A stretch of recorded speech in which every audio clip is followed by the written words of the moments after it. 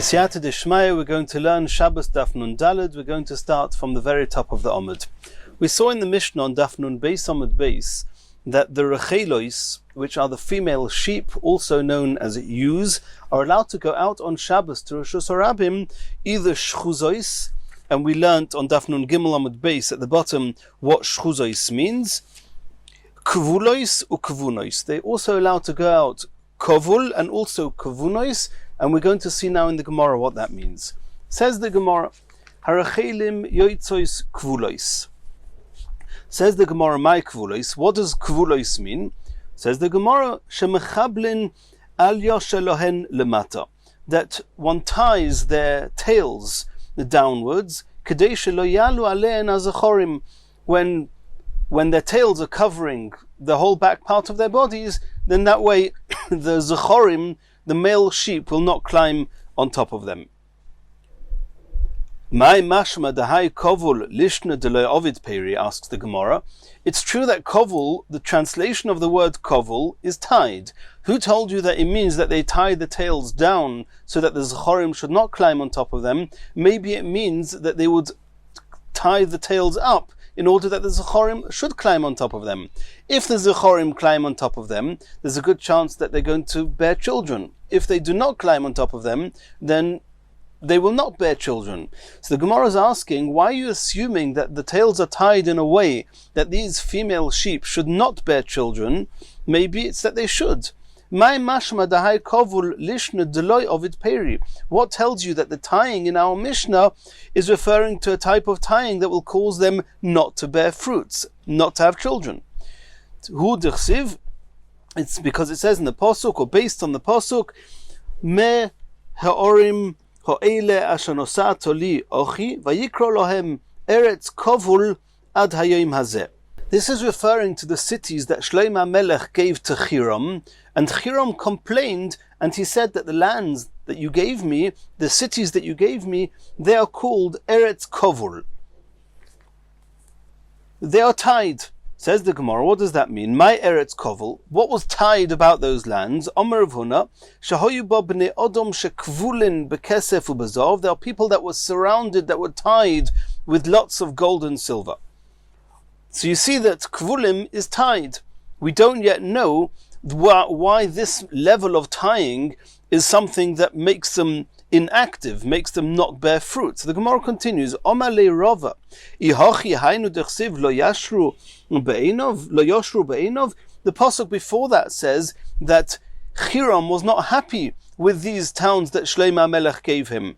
That means it seems clear that Eretz Kovul is a restraint, it's something that wasn't good. So Rav is asking Rav Huna, you're saying that they were tied with lots of gold and silver. Why is that reason for disappointment? Says the Gemara, he said to him, yes. Rav Huna explained, Kivan de Atiri, since they were very wealthy people, umefanki, and they were very spoilt, so they were not working, they were not bringing any taxes to the king. So Hiram was not happy with the fact that Shlomo gave him those cities, that they had so much money that they were not working and not bringing in any taxes to the king's coffers. So here too, when it says kvulois, it means kvulois, and they're not doing anything, they're not bringing any fruit forward. Rav Nachman by Yitzchak Omar, Eretz Choimtin Hoisa. These lands that Shlomo gave to Hiram, which is why the reason that Hiram was not happy with them was that they were very salty pieces of land. V'amai korolei kovel. Why are they called kovel? It has nothing to do with being tied. It just means they were salty, and it's true that salty land does not bear fruit. But why is it called kovel? Why is it called tied? Says the Gemara, de mistargo beikaro ad kavlo, because the land was so brittle and dusty that people would sink into it until their ankles, and that's why it's called kavlo. Kovul is the same word used for a person's ankle. And people were saying that this is a land which is mechable, which means it allows the foot to sink in till the ankle, the le'ov de pera, that does not produce any fruit. And here too, kovul, in our Mishnah, referring to these animals, they are tied in a way that they would not bear fruit, and it means that their tails were tied down and not tied up. Continues the Gemara. Kvunois. These ewes were allowed to go out when they were kvunois. Asked the Gemara, my kvunois, what's the word kvunois mean? Shemechabnin oisoi lemelas. Mechabnin means that they would tie a piece of material, a piece of leather, underneath the stomachs of these newly born animals, these sheep, in order to keep their very clean, and so far they've not become dirty, they've just been born, to keep the wool very, very clean in order to be able to use the wool, lemelas, for expensive woolen garments. So that's what kvunos. Kvunos means these animals that still have this cover under their stomachs to keep the wool clean. Kedetnan, like we saw in the Mishnah, se'es, regarding tzoras, one of the white colors that make a spot on a person be called tzoras, is if it's called se'es. That's a pasuk in the Torah. And se'es, says the Mishnah, is ketzemer lovon. It's white like white wool. My tzemer lovon, what type of white wool are we talking about? Omer of Bivi Barabaya, ketzemer noki ben yoimoi, like the clean wool of a newborn sheep, shemechabnin oisoi, that they coat it, they cover it over with this protective material, lemelas, to be used for expensive white and clean woolen garments. Continues the Gemara. V'hoizim yoitzois tzurois. We saw in the Mishnah, we've already discussed this a little bit, that the goats are allowed to go out, according to the Tanakama, they can go out when their udders have a pouch on them. That tzurois means that they are held up. And Rabbi Yosi oiser b'kulan, Rabbi Yosi says that all the things mentioned in the Mishnah are oser, besides for achelim hakvunois. And Rabbi Yehuda says that the tzurois, that it depends for what reason the udders of these goats were tied up. If it was liyabesh, in order to dry them out, then the goats are allowed to go out with it on Shabbos. If it was in order to protect and collect the milk coming out of them, then it's osir. Says the Gemara, Itmar, Rav Omar halacha Rabbi Yehuda. Rav says that the halacha is like Rabbi Yehuda in the Mishnah, who says that the izim are allowed to go out tzurois liyabesh, but not lecholov. Or Shmuel Omar halacha Rabbi Yosi. Shmuel says the halacha is like Rabbi Yosi, that they are not allowed to go out at all. The goats are not allowed to go out tzurois. Ve'ikad demasni lahor shmaita. Some say that this machlekas between Rav and Shmuel regarding the halacha wasn't said directly on the Mishnah. It was said some said that it was an independent discussion. Rav Omar liyabesh muta v'loy lecholov. Rav says that the halacha is that if they are tzurois, if they have the pouch on in order to dry them out, it's muta. But if it's in order to protect or collect the milk, then it's osa. And it's the same as we said before. It's like Rabbi Yehuda. Just he didn't say halacha Rabbi Yehuda. He just said this is the halacha. The halacha is liyabesh muta v'loy lecholov. Shmuel Omar echod zeh ve'echod zeh osur. This is like Rabbi Yosi before, but Shmuel says that they are both osa. Ve'ikademasni lo aha. And some say that it was said in yet another context, but with the same consequence. Izim yoitzois tzurois liyabesh avaloy lecholov. The Tanakama says that goats are allowed to go out tzurois liyabesh avaloy lecholov. And this was the opinion of Rabbi Yehuda in the Mishnah. Mishum Rabbi Yehuda ben Beseira Amru kach halacha. Rabbi Yehuda ben Beseira said that that's the halacha.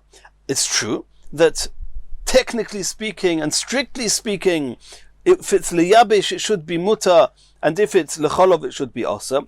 Aval mi meifis, who's going to draw lots? Who's going to tell people eize liyabesh, eize lecholov? People are not going to know why the pouch is on the udders of these goats. They're just going to see that you're taking these goats that have tzurois, that have these pouches on. They're going to see that you're taking them out on Shabbos. And since people won't know the difference and they'll come to be makel and say that it's always mutar, therefore the halacha is that it's always osir. Omar Shmuel v'Omar lo Omar of Yehuda Omar Shmuel. Either Shmuel said or it was said in the name of Shmuel. Halacha Rabbi Yehuda ben Beseira. The halacha is like Rabbi Yehuda ben Beseira, who said that halacha lemaisa it's osir, and this is like Shmuel said before that the halacha is like Rabbi Yosi, who says that it's osir. And Tosfos asks, why did Shmuel say the halacha is like Rabbi Yehuda ben Beseira and didn't say the halacha is like Rabbi Yossi? They both say the same, that it's always also to go out with these pouches.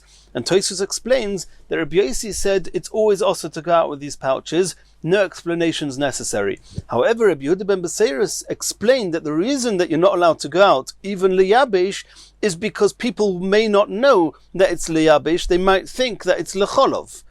But Tosfos says in a place where they never ever put a pouch on lecholov in order to protect or to save the milk, in those places when it was always liyabesh, then it would be mutter. Not like Rabbi Yossi, who says it would always be asa.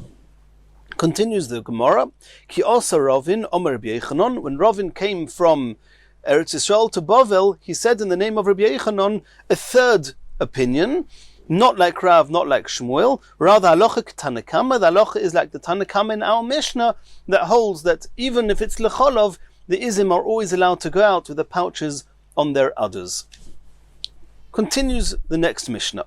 Ubameh eino yoitza. With what is an animal not allowed to go out on Shabbos? We've seen in the Mishnayos till now with what animals are allowed to go out. Now we're going to discuss with what they are not allowed to go out. Says the Gemara, Lo yetze gomol b'metul teles. A camel is not allowed to go out with a metul teles, and Rashi has three different explanations here.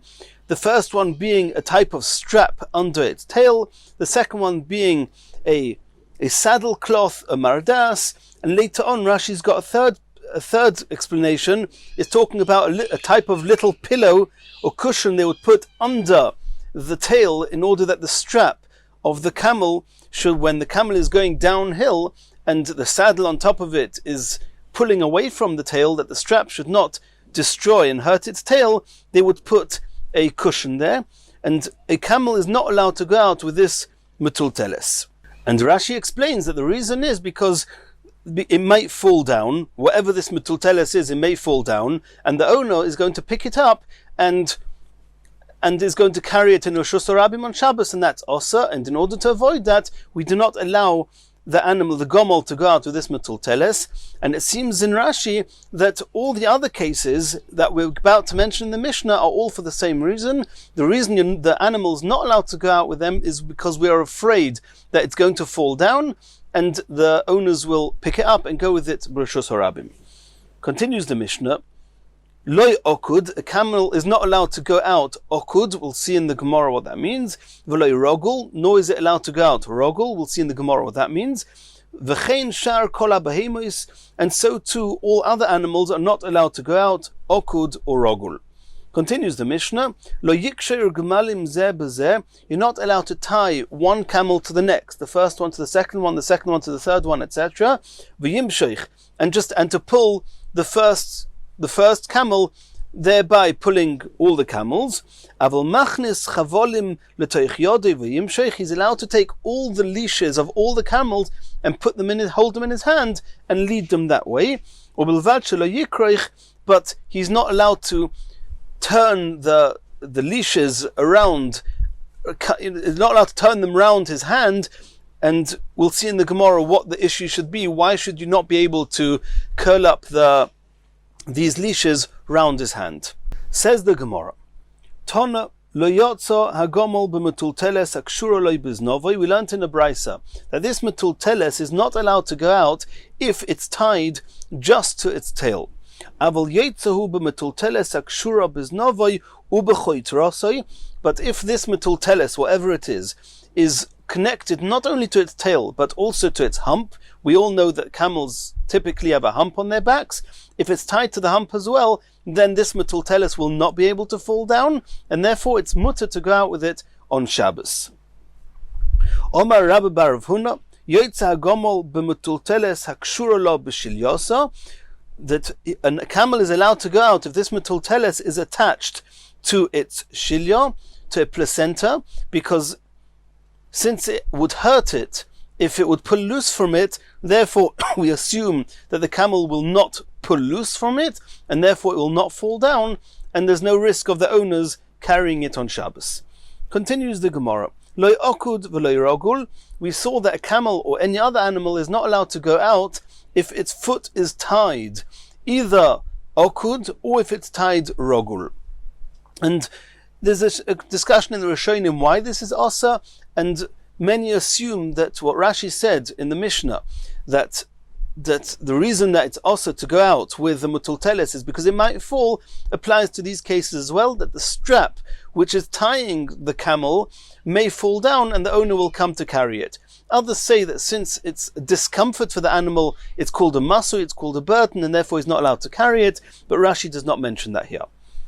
Says the Gemara. The Gemara is now going to explain what is okud and then what is rogil. Omar Rabbi Yehuda, okud akedas yad v'regel.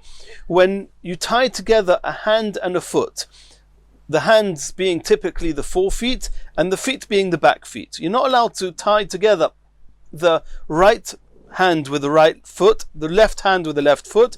That's called okud, and the camel is not allowed to go out, or any other animal may not go out when it's tied like that. And as we said, it's because we're afraid that this strap is going to fall down and the owner will pick it up. And the Gemara says this okud is similar to akedas Yitzchak, ke Yitzchak ben Avram, like when Avram put Yitzchak on the Akedah, he tied him in a situation that was called okud, and that was a hand with a foot, a hand with a foot. Rogul, what does rogul mean? Sheloi yochuf yodoi al gab zroi v'yikshir, that this is talking about that they would typically tie up the lower part of the foot till the joint up to the upper part of the foot, and that way, for all intents and purposes, it's as if the camel is walking on 3 feet, and that way the camel will not be able to run away, or for whatever other reason, it's not allowed to go out when it's rogul, when it's tied this way. So that's how Rabbi Yehuda explained the okud and the rogul. Says the Gemara Meisvei, there's a brisa that seems to explain okud v'rogul different to Rabbi Yehuda. Okud is shtei yodayim v'shtei raglayim. The brisa says that okud means that the 2 hands were tied together and the 2 feet were tied together, not a hand and a foot and a hand and a foot. Rogul shelo yochuf yodei al gab zroy v'yiksher. The rogul is the same as Rabbi Yehuda said, that you shouldn't tie the lower part of the foot to the upper part of the foot.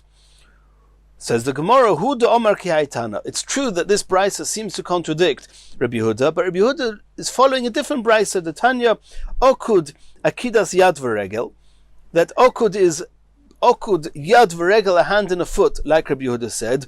Oy shtei yodayim v'shtei raglayim. This brisa adds on that the 2 hands and 2 feet being tied together is also called okud. And rogul shalayochuf yodel al gabazroi v'yiksher, that's the same across the board. Asks the Gemara, Vakati lo yidomi. This brisa and Rabbi Yehuda are still not saying the same thing. Bishlei Mareisha, the first thing that the brisa says about okud, which is yad v'regel, that works. That's the same as what Rabbi Yehuda says. V'seifa and the rogul is also like Rabbi Yehuda. Nicha, that's all good. Mitziasa, kashya. But the brisa adds on that there's another explanation to okud, which is shtei yodayim, shtei raglayim, and Rabbi Yehuda does not say that. Elo hu de Omar ki haitana.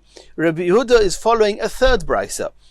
Okud akidas yod v'regel ki Yitzchak ben Avram. Rogul shelo yochuf yodoi al gabe zroye v'yiksher. And that's exactly what Rabbi Yehuda said. We have a brisa supporting his opinion. Says the Gemara weiter. V'lo yiksher gemalim. One should not tie camels one to the other in a row and take them in the street that way. My Tama, says the Gemara, why should that be also? What's he doing? Omer of Ashi mishum de merze command ozil lechinga. It's similar to taking out this whole group of camels to the marketplace. And since you're not allowed to go to the marketplace on Shabbos, then you're not allowed to go out in a way that it gives the impression that you're going to a marketplace. The word chinga is actually something circular, and it was typical for people who go to the marketplace to circulate and go round in the marketplace, and that's why the market is called chinga. Continues the Gemara.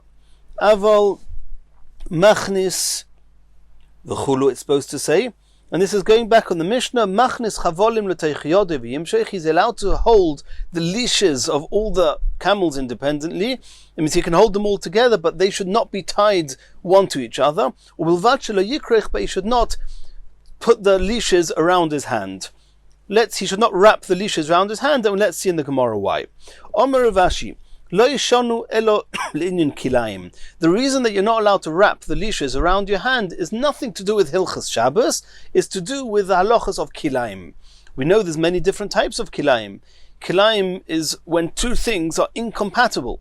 For example, there's a halacha that two animals are not allowed to plow together in one field or in one yoke.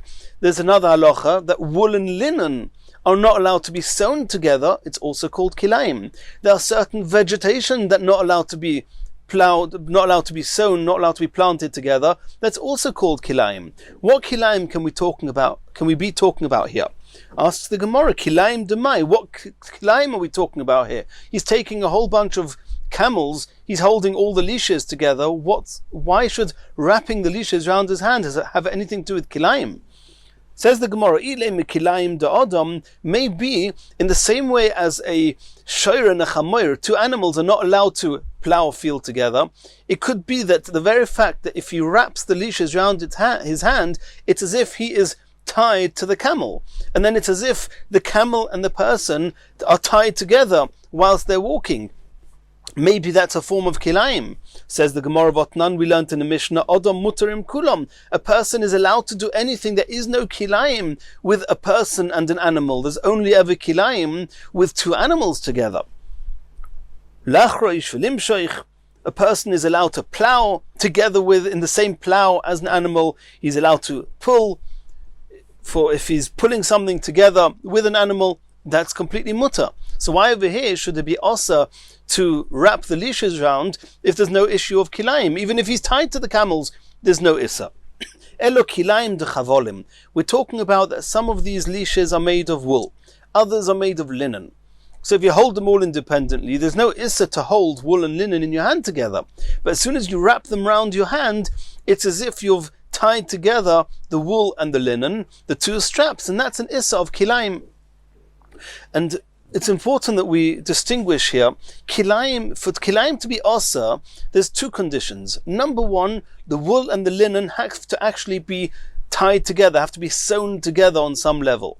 Number two, even if you have kilayim, that doesn't yet mean you've done an Aveira. You've only done an Aveira when you benefit, when you get pleasure from the kilayim. If you put clothes of kilayim on yourself and it warms you up or it cools you down or whatever it's going to do, then that's having pleasure from kilayim, that's the Issa. So it seems here, and it's clear here, the Mefarshim explain this, wrapping the leash around your hand is probably the part which is the benefit you're having. It's warming up your hand with the leashes. And it seems that the way that you're holding the leashes is not only warming up your hand, but it's also creating the bond between the leashes and tying the leashes together, which is a type of sewing wool and linen together, which is a prerequisite for the Issa of Kilayim in the event that you have pleasure from it. So let's see the Gemara inside. Elo kilayim de chavolim. V'otani we learned in the Brisa. Hatoikev tchifu achas eine chibur. Why are you saying that you're not allowed to wrap the leashes around your hand because you're having benefit from wool and linen together? It says clearly that when you connect wool and linen with just one connection, then it's not called a chibur, it's not called connected, and it doesn't have the issa of kilayim. And over here, the most that you're doing with these leashes is you're holding them together. The most is it would be compared to tchifo achas, to a single type of connection, and there's no kilayim on that. Says the Gemara, La'olam kilayim de chalvolim. The truth is, it is kilayim de chavolim, of the strips, the leashes, and I'll explain to you why there could be kilayim. We're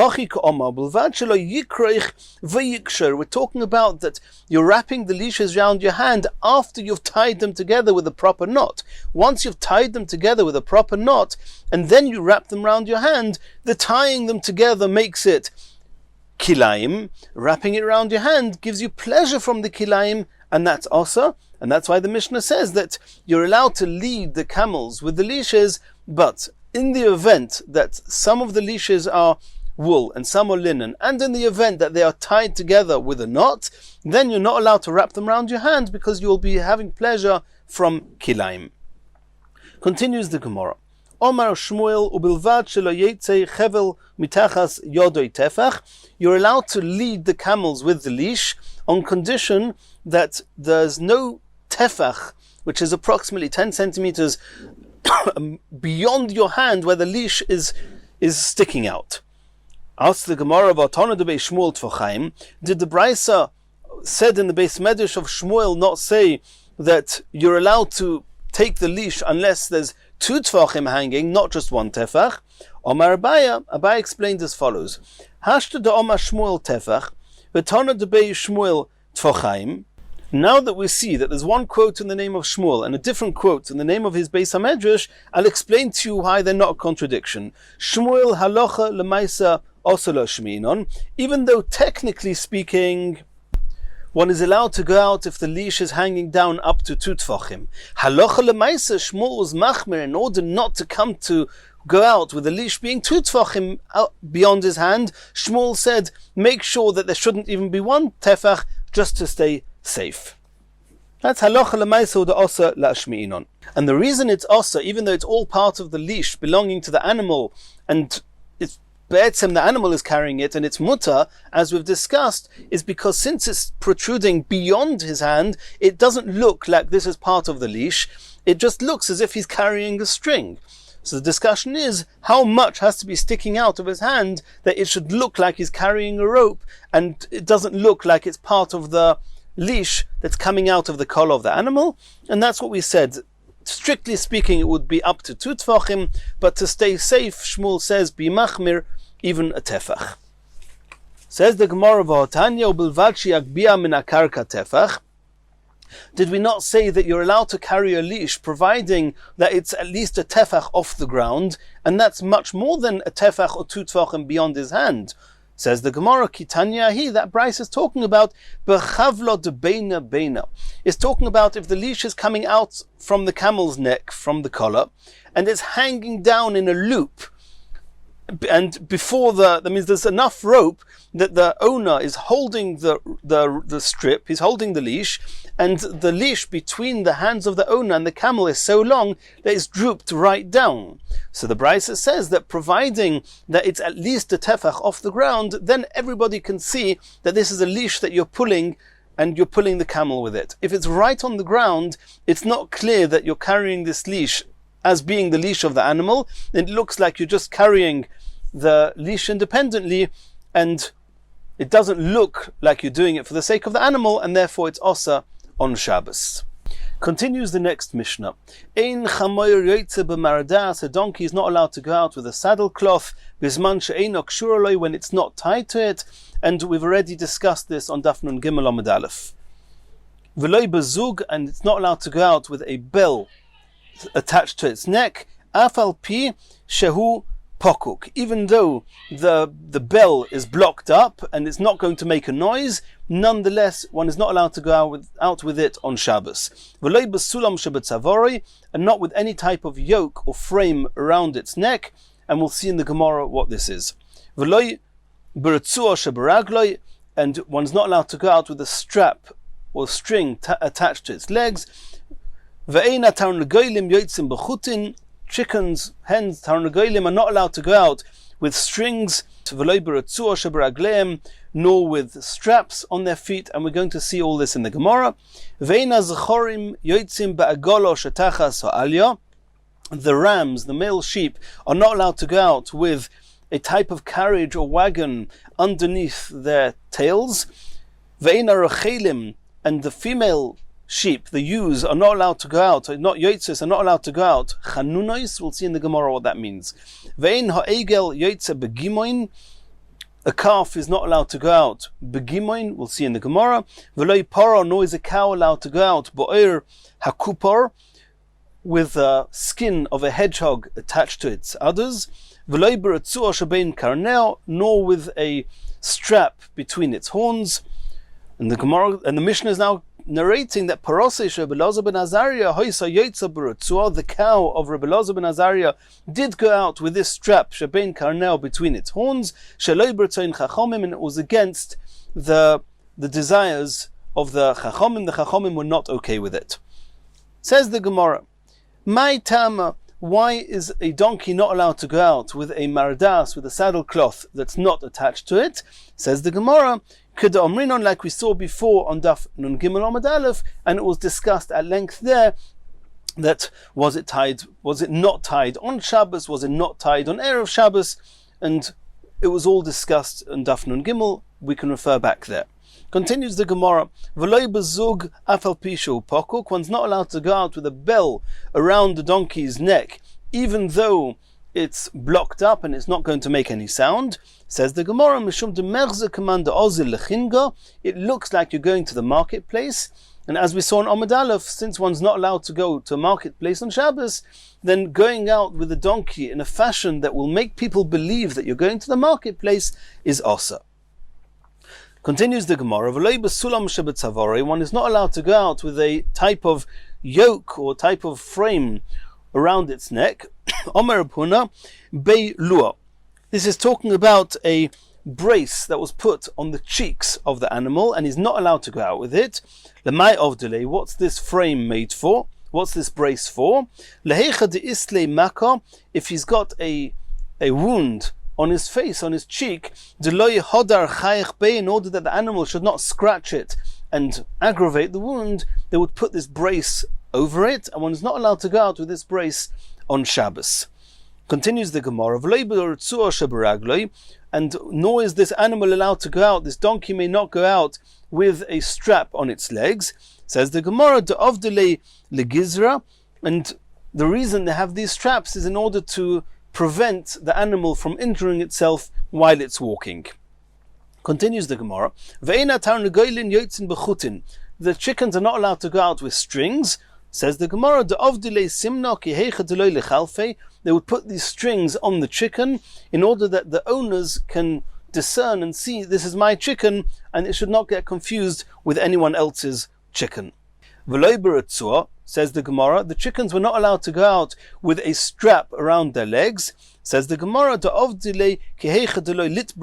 they would tie their feet together in order that they could not lift them too high, and thereby preventing them from smashing kalim, from smashing vessels, utensils, whatever's around in the chotzer, to keep it all safe. Continues the Gemara, the rams are not allowed to go out with this type of carriage under its tail. Says the Gemara, the reason that they would make such a wagon or carriage under the tail to hold the tail is in order that the tail should not become bruised while it's walking. Continues the Gemara, the rachelim, the ewes, the female sheep are not allowed to go out chanunois. Says the Gemara, what does that mean? Yosiv Rav Acha bar Ula kameder of Chizda v'Yosiv u'ka'omar. Rav Acha bar Ula was sitting in front of Rav Chizda. He was sitting and saying as follows: Mishor shegoizazin oisa, when they would shear the wool off these animals, toimnim loy ozok b'shemen, they would soak a woolen compress in oil. And they would put it on its forehead, because now after it's been shorn, it's missing its coat, it's missing its wool, maybe it will get a cold. In order to keep it warm, they would put this compress on the forehead of the sheep until the wool starts to regrow. And this compress, this is the chanunim. Marukva. This type of conduct, this type of custom was done for rich people like Mar Ukva. Mar Ukva was a rich and very prestigious person. He was an Av Beis Din. He would do this, but you're going to do that to every sheep? It doesn't make sense. Elo Yosef Rav Papa bar Shmuel kameder of Chizda v'Yosef u'ka'omar. Rav Papa bar Shmuel, when he was sitting in front of Rav Chizda, he explained that chanunim means something else. B'shor shekiras leiled, when this animal is bending down, giving birth, toimnin lo shnei azokin shel shemen, they would put into it, they would attach to it two of these compresses that had been soaked in oil, umanichin lo, and they would put achas al padachta, one on its forehead, ve'echod al arechem, and one on its womb, kedei shetischamim, in order that it should be warmed up, and that's called chanunim. Omele of Nachman imkein osisa yalta. This is what Rav Nachman did to his wife, Yalta, who was a very prestigious woman. And you're going to say that for every animal they would give it this type of service and this type of pleasure when it was giving birth? Rav Huna says there was a type of tree in the Kroch Hayom far away. V'chanun shmoi, the name of that tree was Chanun. Umaviin kesam, and they would bring a wooden chip, a splinter, from that tree. Umanichin la b'chutma, and they would put it into the nose of these animals. Kadesha tisatesh, in order to cause them to sneeze. V'yiplu darni rosha, and the worms in its head will then fall out. Yehochi asks the Gemara, Zachorim Nami, why are you doing this just to the female sheep and not to the male sheep? They also supposedly would have worms in their heads, and one should cause them to sneeze in order they should fall out. Says the Gemara, Kivin de Menachchi Zachorim Bahadodi, since the males typically they butt each other's heads with their horns, therefore when they're banging each other around, the worms would fall out on their own, and it does not need any outside intervention. Memele noflon, the worms fall out on their own. Shimon Nazira Omar, another explanation what this chanuna is. Kisma, it's a wooden chip, a splinter, derisma, from a tree called risma. Says the Gemara, Bishlei Meder Rav Huna, according to Rav Huna, that the tree was called Chanun, Hainu Diktoni Chanunais. That's why we understand that we call these chips, we call these wooden pieces Chanunais. Elo l'Rabbanon, but according to the Rabbanon, my Chanunais, according to all the other explanations we had here, then why are they called Chanunais? Answers the Gemara, of Dinon luhu milsa de merachminon alaihu, because the reason that they would do whatever they were doing, all the different, according to Ulla, according to Papa Bar Shmuel, and according to Shimon Nazira, all these things were done as an act of showing pity and concern for the animal, and that's why it uses the word Chanunois. Chanun is translated as mercy. Continues the Gemara. Ve'ein ha'egel yoytze begimoin. The calf is not allowed to go out with a gimoin. What's this gimoin? A gimoin is a type of hunchback. It should be hunched down. My egel begimoin. What is this egel begimoin? Says the Gemara. Omar Rav Huna bar nira. They would put a small yoke onto this calf in order to hunch it down a little bit, to get used to stretching its neck. Omar Beloza, my mashma de hai gimoin lishna demechaf. Why do you assume that the word gimoin comes from the term of being hunched? D'chsiv, it's a pasuk. The pasuk says, Halochaif ka'agmoin roishoy. Are you going to hunch your head down like a agmoin, like a fish hook? So you see there that the agmoin is a hunch, is a type of a hunch. Continues the Gemara. A cow is not allowed to go out with the skin of a hedgehog attached to its udders. Says the Gemara, the reason that they would put these pouches made of this skin, the spiky and sharp piece of material, onto the udders, is yoli, in order that the insects or the animal called yoli should not suck from it. Continues the Gemara of a cow may not go out with straps between its horns. And says the Gemara, and the Gemara is now referring back to a sugya that we learnt previously, and this was learnt at length on Daf Nun Gimel Amud Aleph. Rav, according to Rav, bein lenoi, bein leshamir osur. According to Rav, it's irrespective of whether this strap was put between its horns just in order to make it beautiful as a decoration, or if it was there in order to control the animal. Shmuel, according to Shmuel, it's only asa if it's lenoi osur, if it's put there to decorate the animal. Aval leshamir, if it's there to control and lead the animal. Muta, it's muta, and this was discussed at length on Daf Nun Gimel Amud Aleph. Continues the Gemara. Parosei Rebbe Elazar ben Azariah, etc. We saw in the Mishnah that the cow of Rebbe Elazar ben Azariah went out with the Retzua between its horns. Shalei b'Ritzayin Chachamim, and the Chachamim were not happy about it. It was against the opinion of the Chachamim that said in the Mishnah that a cow is not allowed to go out with such a Retzua. Asks the Gemara of a para havilo. It seems like Parasei Rebbe Elazar ben Azariah, the one and only cow of Rebbe Elazar ben Azariah. Did he only have one cow? V'Amar Rav, V'omri lo omer of Yehuda Amar Rav. Either Rav said, or it was said in the name of Rav, Trese Alpha Egle Hava. Maisa Rebbe Elazar ben Azariah. There were 12,000 calves. That was just the Maisa. There was just 10% of the flocks of Rebbe Elazar ben Azariah. Me'edrei from his flocks, Kol Shata v'Shata every year. So you can imagine how many animals were born. 120,000 animals were born every year to his flock. What's this one porosei shel Rebbe Elazar ben Azariah? Says the Gemara, Tana, we learned that loy sheloi hoyso, this cow was not his. Elo shel shchenosoi hoyso, it was from his neighbor. So why is it called his cow? It says porosei shel Rebbe Elazar ben Azariah. It wasn't even his cow. It was his neighbor's cow. Says the Gemara, because he did not make a mecha, he did not rebuke them, he didn't stop them going against the halacha. Nikras al shemoi, it's as if it was his cow that was going out against the halacha, and he will be held responsible for it on some level. And in Hashem, in the next year, we'll learn the next sugya, which continues on this concept of a person needing to take responsibility for those people who he's got an influence on.